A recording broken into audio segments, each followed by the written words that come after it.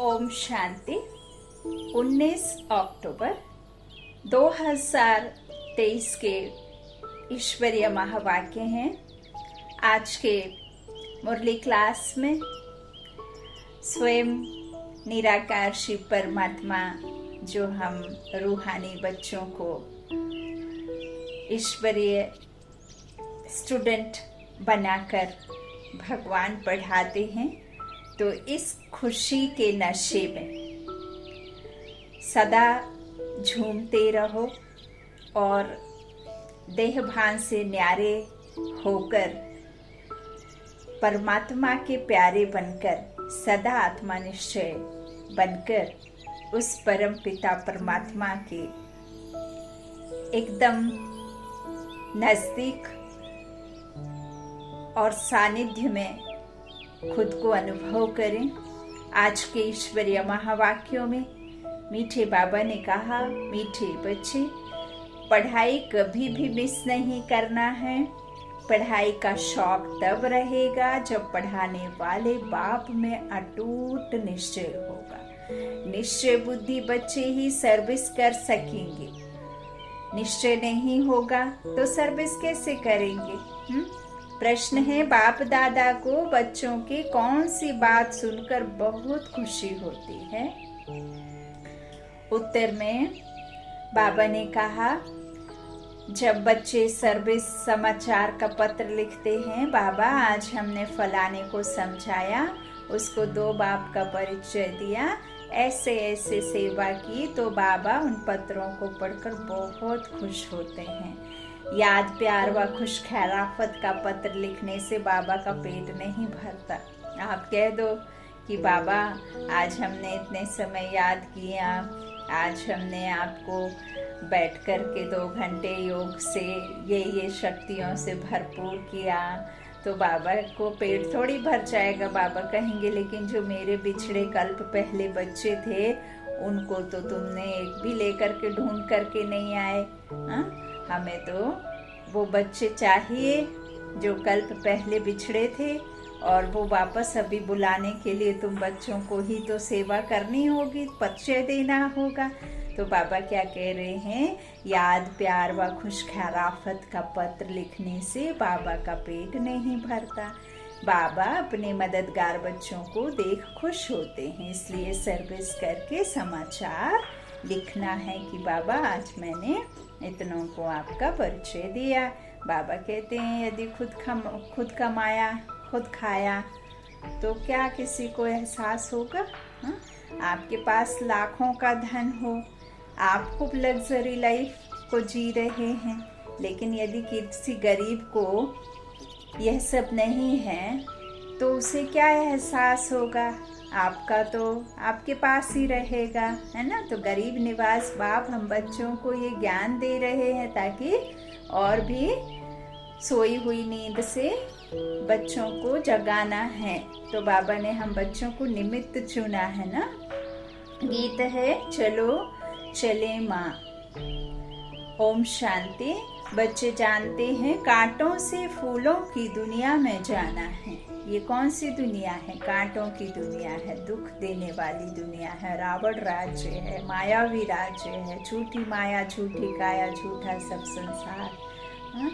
तो बाबा क्या कह रहे हैं, यहाँ कोई ना कोई किसी न किसी तरीके से किसी न किसी तरह को दुख देते ही रहते हैं, क्योंकि ये है ही तमोगुणी दुनिया, लेने वाली दुनिया। देने की चाहत नहीं है, प्रेम चाहती है, देना नहीं आता है। सुख चाहती है, देना नहीं आता है, सिर्फ लेने आता है। तो ये है ही स्वार्थी दुनिया, फिर चाहे वो कोई भी रिश्ता हो। बाबा कहते हैं, यह बात बच्चे जानते हैं कि अब हमें कहाँ जाना है, फूलों की दुनिया में। सतयुगी दुनिया को देवी फूल ही कहेंगे, क्योंकि वहाँ सिर्फ और सिर्फ दाता भाव रहता है। दाता के बच्चे बन करके जाते हैं ना, तो जो बाबा सिखाते हैं, जो हमें देते हैं, फिर वो हमारे साथ में संस्कार बनकर जाता है। तो बाबा कहते सतयुगी दुनिया को देवी फूल ही कहेंगे। कलयुग में मनुष्य हैं कांटे में से, एक दो को तंग करते दुख देते रहते हैं। तुम बच्चे अब खुश होते हो कि कि चलो अब हम अपने उस देवी फूलों के सुख धाम में चलने का भी राज समझना है। चलेंगे तब जब अच्छी रीति पढ़ेंगे। पहले तो निश्चय चाहिए। पढ़ाने वाला कौन है? यह बातें कोई वेद शास्त्र आदि में लिखी हुई नहीं है। भल गीता में राजयोग लिखा हुआ है। राजाई के लिए पढ़ाई है तो जरूर राजाई सतयुग में देंगे। पहले तो पढ़ाने वाले का निश्चय चाहिए। यह कोई साधु संत मनुष्य तो है नहीं। ये जो बाबा पढ़ाते हैं ये पढ़ाई कोई कनरस के लिए तो है नहीं कि कथा सुन ली और बस उसी काम काज में लग गए। यहाँ तो परमात्मा हमें सत्य बातें सत्य ज्ञान देते हैं। तो बाबा कहते हैं ये कोई मनुष्यों की बातें थोड़ी हैं, यह तो है निराकार ज्ञान सागर। तो जब बाबा कहते हैं सब आत्माओं का बाप है निराकार परम पिता परमात्मा, जिन्हों को कल्प पहले मुआफिक निश्चय होना होगा उन्हों को ही होगा। बाकी आप कुछ भी कर लो, कितने भी जतन कर लो, लेकिन जिनको निश्चय नहीं था कल्प पहले उनको निश्चय नहीं होगा। तो वो आकर के भी चले जाएंगे, है ना। बाबा कहते हैं ना, यदि आप उनको पर्चा बांट भी दोगे तो भी वो फाड़ फूड़ के फेंक देंगे, क्योंकि उन्हें तो आना ही नहीं, कल्प पहले थे ही नहीं है। तो बाबा कहते हैं कि उनको निश्चय होगा ही नहीं, क्योंकि पहले भी नहीं था।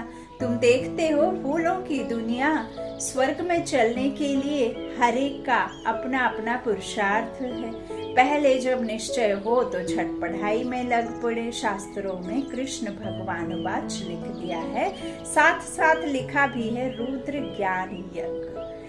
अब यह तो ज्ञान की बातें हो गई। मनुष्यों ने फिर श्री कृष्ण को काठ की मुरली दे दी है। अब काठ की मुरली को सुनने से, उसके सुर को आप सुनने से क्या आपके जीवन में मधुरता या आपके अंतर मन में जमी हुई विकारों की जो जंक पड़ी हुई है, जो कचड़ा है अंतर मन में, वो क्या साफ उस काठ की मुरली के बजाने से हो जाएगा? यदि आप इसे समझें सही रीति, और यदि आप यही समझ करके सुनना चाहते हैं कि कृष्ण ने मुरली बजाई, तो वो भी आप समझ सकते हैं। क्योंकि जो ब्रह्मा बाबा हैं उनकी जो आत्मा है वही कृष्ण की आत्मा है। जब वो ब्रह्मा सो विष्णु बन जाते और विष्णु सो ब्रह्मा वापस बनते, 84 जो जन्म उनके होते हैं तब वो ब्रह्मा बनते हैं। तो ब्रह्मा बनने में उनको 84 जन्म लगे। अब इस संगम पर वो ही ब्रह्मा सो विष्णु, लेकिन पहले वो सतयुगी प्रिंस बन करके आते हैं, है ना, नई दुनिया में। तो नई दुनिया का जो प्रिंस है वो कृष्ण है। लेकिन वो कृष्ण कौन है, किसने उसे बनाया है, हा? और मुरली तो फिर बाबा ने इसी ब्रह्मा तन के आधार को लेकर इनके मुख से बजाई है। लेकिन वो काठ की मुरली नहीं।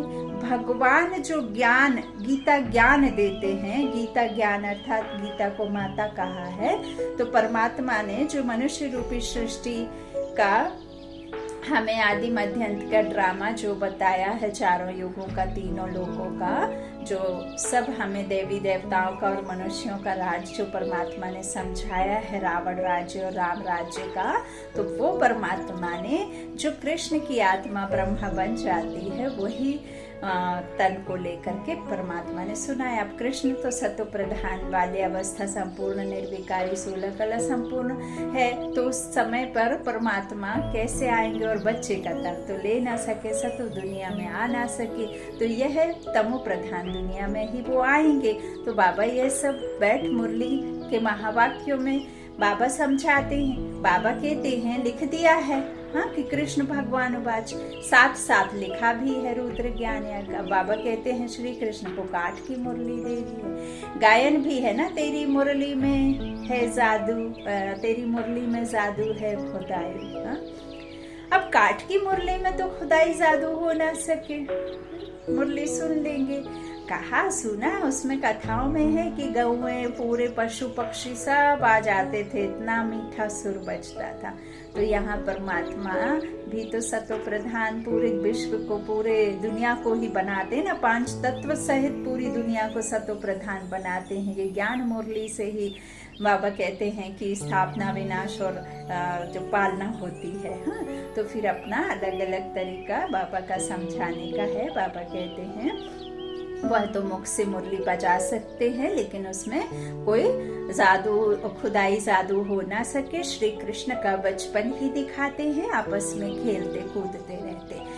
यह बातें बड़ी समझने लायक है, और यह तो बच्चे समझ गए हैं कि यह बरोबर राजयोग है, अर्थात राजाई प्राप्त करने की पढ़ाई कराने वाले के साथ योग। बाबा क्या कह रहे, राजयोग क्या है? बरोबर राजयोग तो है, लेकिन इससे राजाई प्राप्त करने की पढ़ाई कराने वाले के साथ राजयोग, मतलब मन का बुद्धि से उसके साथ में जोड़, वह सम्मुख आकर पढ़ाते हैं। इसमें काठ के मुरली की कोई बात नहीं, यह बातें ही निराली हैं। यह किसको भी पता नहीं है कि निराकार भगवान स्वयं आकर पढ़ाते हैं। श्री कृष्ण के लिए भी कहते हैं उनकी मुरली में खुदाई जादू है। तो खुदा और हो गया ना। श्री कृष्ण को खुदा नहीं कहेंगे, खुदा तो खुदा ही है। बाबा क्या कहते हैं, खुदा तो खुदा ही है। खुदाए तभी तो अपना सब कुछ बोले बताए। हाँ, तो खुदा तो खुदा ही है, उनको ही जादूगर कहते हैं। जादूगर स्वयं आकर जादूगरी दिखलाते हैं, साक्षात्कार कराते हैं, फिर भी उच्च पद प्राप्त कराने लिए पढ़ाते हैं। मीरा ने भी बैकुंठ देखा और डांस की, परंतु वह राजयोग नहीं सीखी, और ना ही उनकी मुक्ति, जीवन मुक्ति हुई। यहाँ कहीं ही होंगी, है ना, राधे यहीं होंगी। तो बाबा क्या कहते हैं, इस तरह से राजयोग की बात कोई भी शास्त्र में नहीं है। मीरा को पढ़ाने वाला तो कोई नहीं था। मीरा का नाम भी भक्तमाला में है, यह है ज्ञान माला। तो रात दिन का फर्क है, तुम समझ गए हो। हम जितना ज्ञान उठाएंगे उतना ऊंच बनेंगे। बरोबर भक्तमाला भी है, उनमें भी नंबरवार है, उन्हों के नाम तो मशहूर है। यह ज्ञान कोई में भी नहीं है, तो समझाना चाहिए। यह ज्ञान देने वाला वह अथॉरिटी बाप है, जिसके लिए कहा जाता है ब्रह्मा मुख कमल से ब्राह्मण रच। उन्हों को सभी वेदों शास्त्रों का सार सुनाते हैं, अर्थ सहित वेदों शास्त्रों का सार सुनाते हैं ब्रह्मा ब्राह्मण रच कर। कौन? खुद रचता बाप। हाँ, तो ये बाबा कहते हैं शिव बाबा को तो शास्त्र दे ना सके, क्योंकि वह तो है निराकार। तो ब्रह्मा द्वारा समझाते हैं, यह युक्ति रची है, परंतु यह सब बातें समझाने वाला वह एक है, एक के द्वारा समझाते हैं, दिखलाते भी है। ब्रह्मा द्वारा सार बतलाते हैं, तो जरूर समझाने वाला कोई दूसरा है ना। अभी तुम प्रैक्टिकल में देखते हो शिव बाबा को ज्ञान सागर, शिव बाबा जो ज्ञान सागर है, हमारा बाबा भी है, वह सब मुख बैठे हैं, भारत में ही आते हैं और जरूर कोई के शरीर में आते हैं। यह ब्रह्मा का शरीर है, प्रजापिता ब्रह्मा होना भी जरूरी है, नहीं तो किसके तन में आए। बरोबर प्रजापिता ब्रह्मा द्वारा ही बाप आकर ब्राह्मण धर्म रचते हैं। धर्म कैसे रचा जाता है यह भी तुम जानते हो। तो प्रैक्टिकल में ब्रह्मा की संतान हो, कहते हो हम ब्राह्मण ब्राह्मणियां हैं, बाप से वर्षा ले रहे हैं, फॉलोअर तो कभी वर्षा ले ना सके, बच्चे ही बाप से वर्षा लेते हैं। तुम आकर बेहद के बच्चे बने हो। क्राइस्ट के फॉलोअर कहेंगे, बच्चे नहीं। बुद्ध के, गुरु नानक के फॉलोअर ही कहेंगे, बच्चे नहीं। यहाँ तुम बच्चे हो। प्रजापिता वह भी बाप ठहरा और शिव बाबा भी बाप हो गया। वह निराकार है, यह साकार अलग है। बाबा क्या कह रहे हैं, मैं निराकार शिव परमात्मा अलग हूँ और ये ब्रह्मा साकार अलग है। इस साकार द्वारा ही शिव बाबा ने बच्चों को रचा है। मुख वंशावली है ना, शिव वंशी बन गए, मुख के द्वारा अडॉप्ट किया ना बाबा ने। तो अब तुम्हारे में भी कोई को तो पक्का निश्चय है, कोई को नहीं है। लॉटरी है बहुत बड़ी। तुमको अपने शरीर निर्वाहार्थ कर्म भी करना है और फिर यह ज्ञान भी सीखना है। उस पढ़ाई में बहुत मेहनत करनी पड़ती है। यहाँ भी बाप कहते हैं एक घड़ी आधी घड़ी पढ़ो जरूर। अच्छा, कोई कारण से रोज नहीं पढ़ सकते हो तो 7 रोज पढ़कर फिर मुरली के आधार पर चल सकते हो। देखो बाबा ने कितनी लिफ्ट दी है बच्चों को, है ना।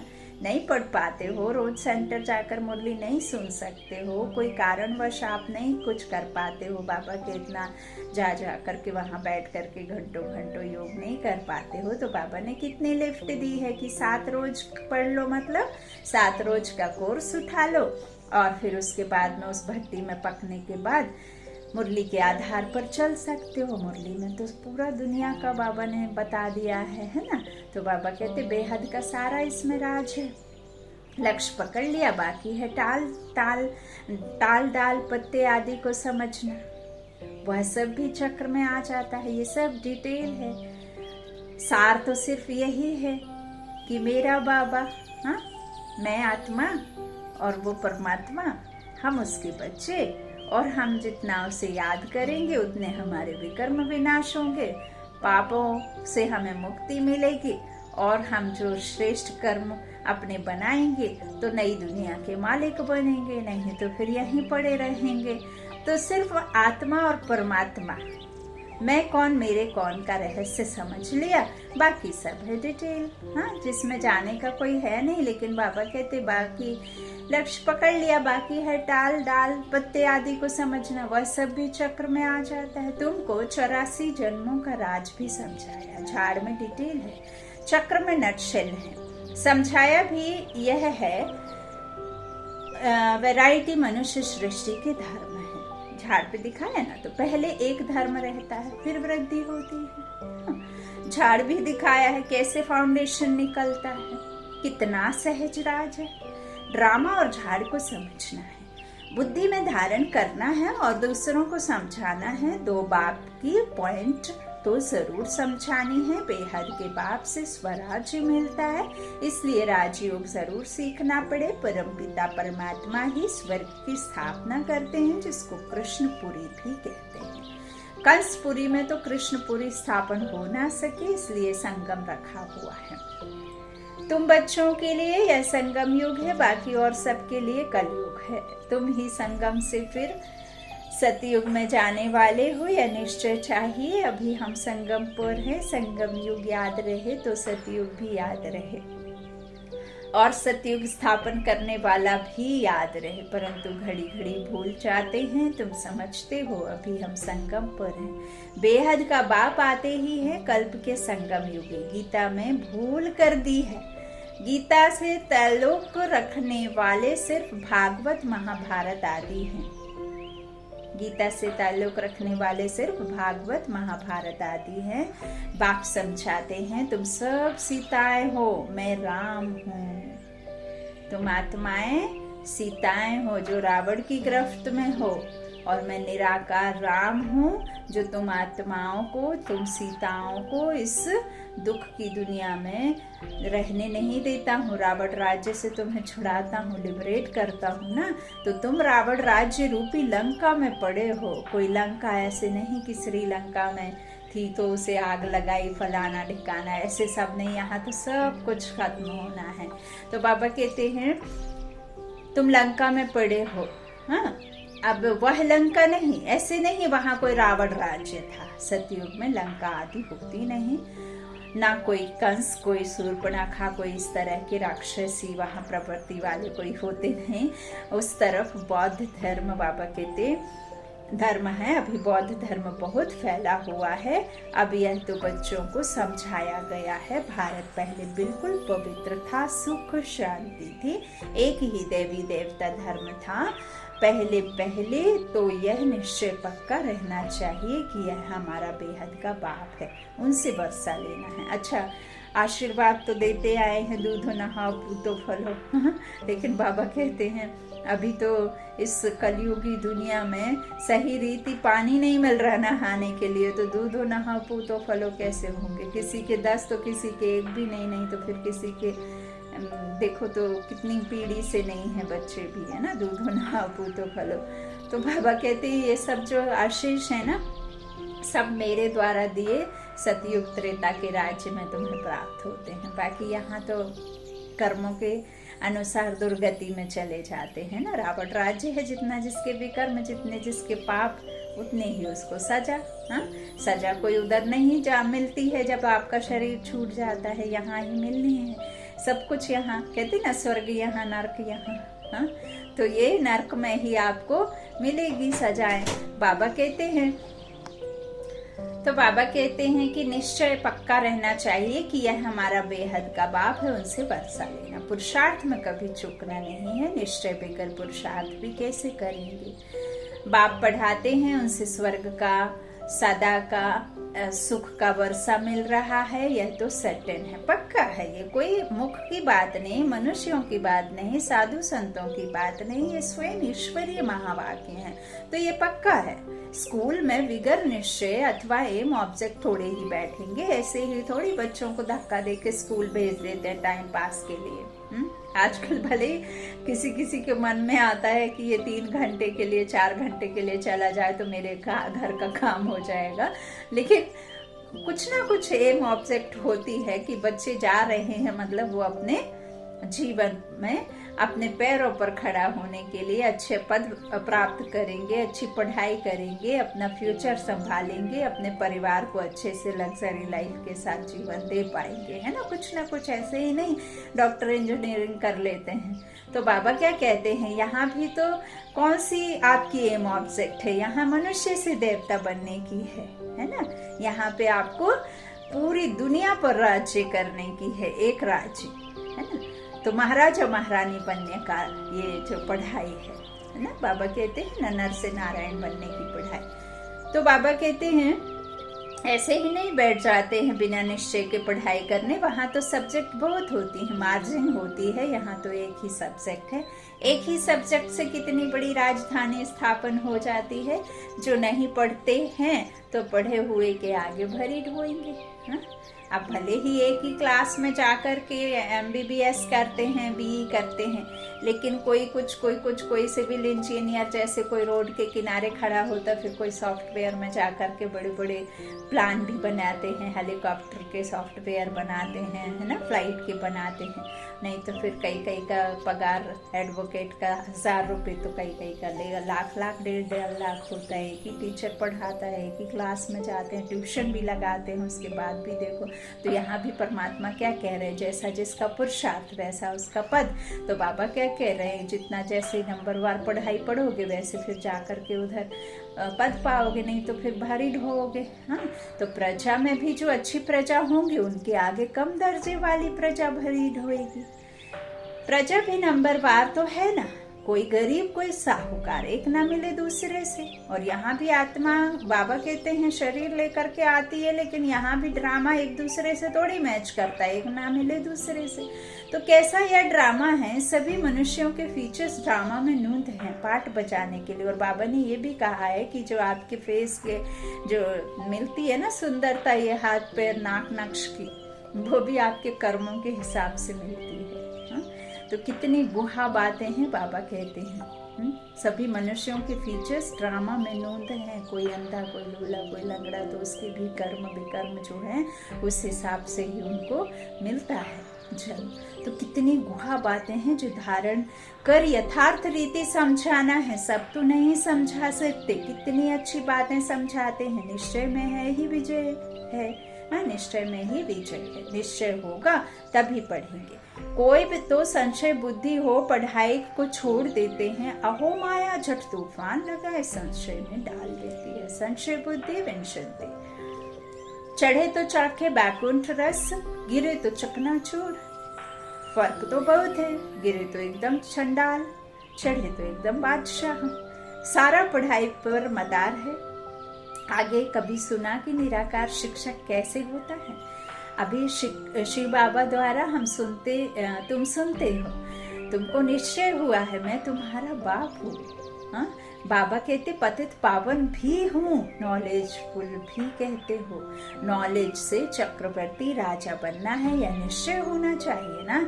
निश्चय में ही माया विघ्न डालती है। दुश्मन सामने खड़ा है।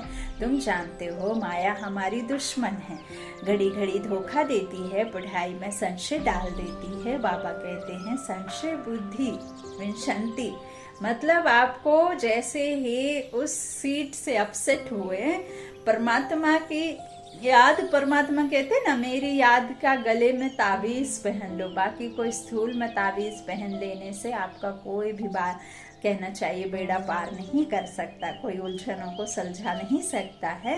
मेरे नाम का ताबीज इस मन में बसा लो, वही गले का हार बना लो, तो हर मुश्किल से, हर माया से तुमको पार मिल जाएगा।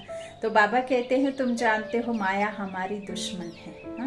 वही माया आकर के तुम्हारे निश्चय में क्या डालती है, विघ्न, रोड़े। तो दुश्मन तो सामने खड़ा है और घड़ी घड़ी धोखा देती है, पढ़ाई में संशय डाल देती है। संशय में आकर बहुत बच्चे पढ़ाई को छोड़ देते, पढ़ाई को छोड़ा गोया बाप टीचर सतगुरु को भी छोड़ दिया।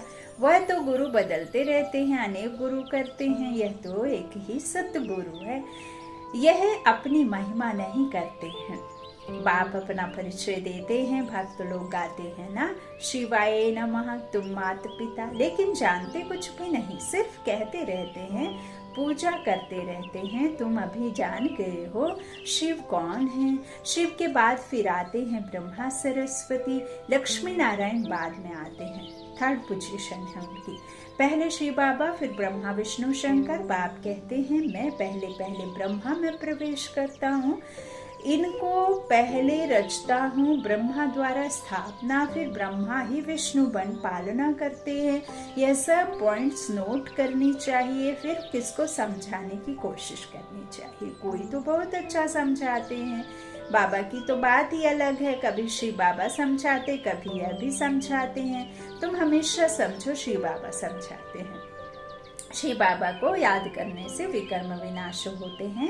तुम समझो शिव बाबा इन द्वारा नई नई पॉइंट सुनाते हैं, बड़ा युक्ति से समझाते हैं, तो बच्चों को समझना भी चाहिए। पहले तो निश्चय करना है, 7 रोज में भी रंग अच्छा लग जाता है। बाबा कह रहे हैं जो सच्चे पक्के बच्चे होते हैं, निश्चय बुद्धि होते हैं ना, तो उनको तो 7 रोज में ही रंग अच्छा लग जाता है। हाँ, परंतु माया भी बड़ी तीखी है ना। पहले पहले तो निश्चय बैठे कि आप बाप परमात्मा है ना, परमपिता परमात्मा स्वर्ग का रचयिता है, तो जरूर उसने ही राजयोग सिखाया होगा। श्री कृष्ण सिखला ना सके, उनका आना ही सतयुग में होता है। स्वर्ग का रचयिता शिव बाबा है।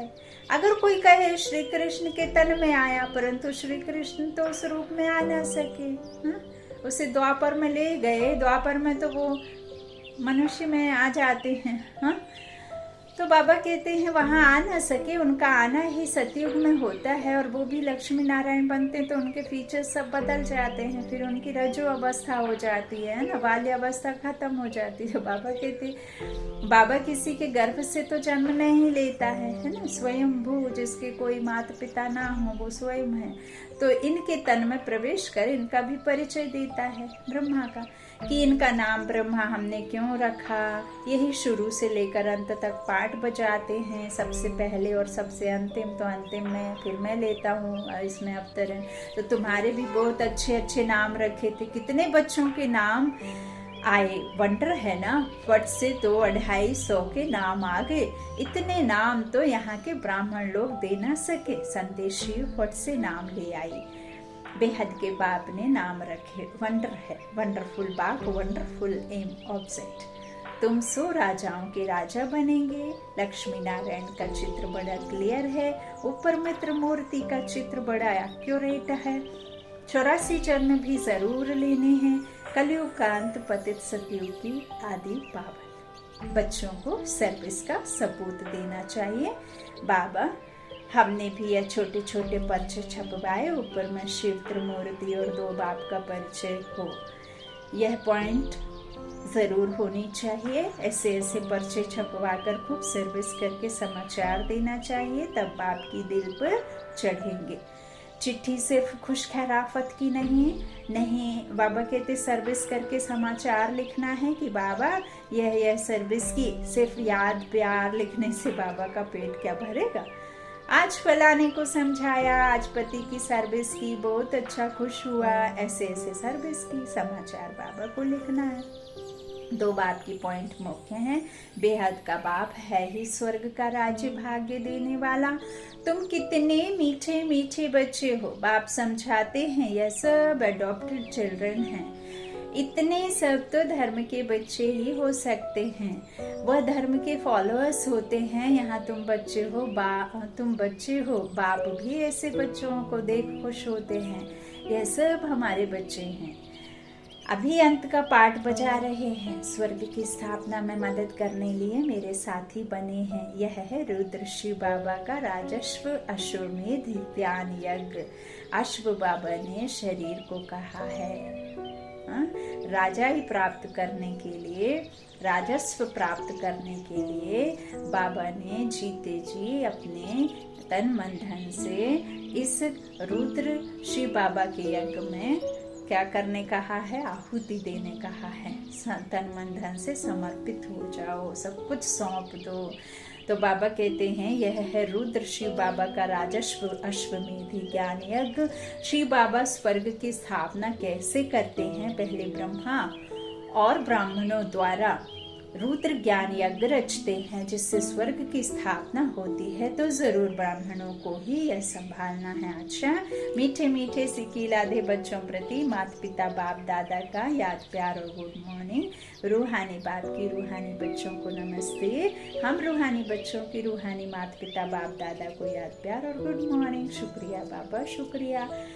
धारणा के लिए मुख्य सार। पहला, बाबा ने कहा निश्चय बुद्धि बन पढ़ाई करनी है, कभी भी किसी बात में संशय नहीं उठाना है। जो है जैसा है, जो कहते हैं सिर्फ और सिर्फ वही सत्य है। निश्चय में ही विजय है। मेरा तो एक शिव बाबा, दूसरा ना कोई। मेरे सर्व संबंध शिव बाबा से, बाकी किसी से है ही नहीं। तोड़ सबसे निभाना।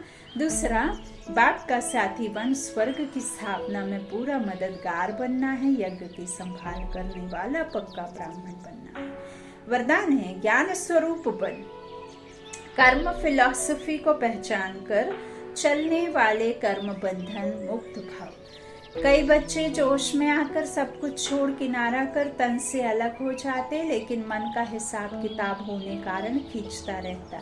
बाबा कह रहे कई बच्चे जोश में आकर सब कुछ छोड़ किनारा कर तन से अलग हो जाते, सुसाइड कर लेते, अपने आप को क्या करते हैं, खुदकुशी कर लेते हैं ना, खुद की खुशी से शरीर छोड़ देते हैं।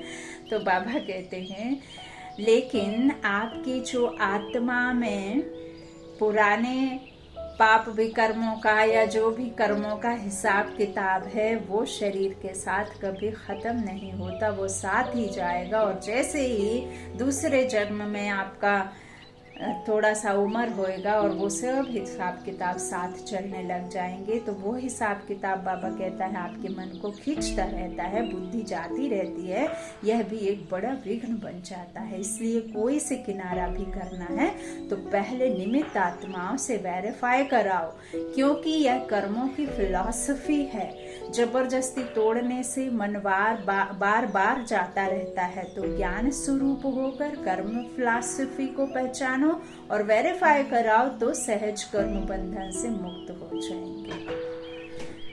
स्लोगन है अपने स्वमान की सीट पर सेट रहो तो माया आपके आगे सरेंडर हो जाएगी। अपने स्वमान की सीट पर सेट रहो तो माया आपके आगे सरेंडर हो जाएगी। बाबा ने इतने सारे बच्चों को स्वमान दिए हैं। स्वमान, आप जब स्व के मान में टिके रहेंगे तभी पीछे मान अपने आप चलता रहेगा। तो बाबा कहते हैं सीट से अपसेट होगा माना आपको माया आकर के वार कर देगी।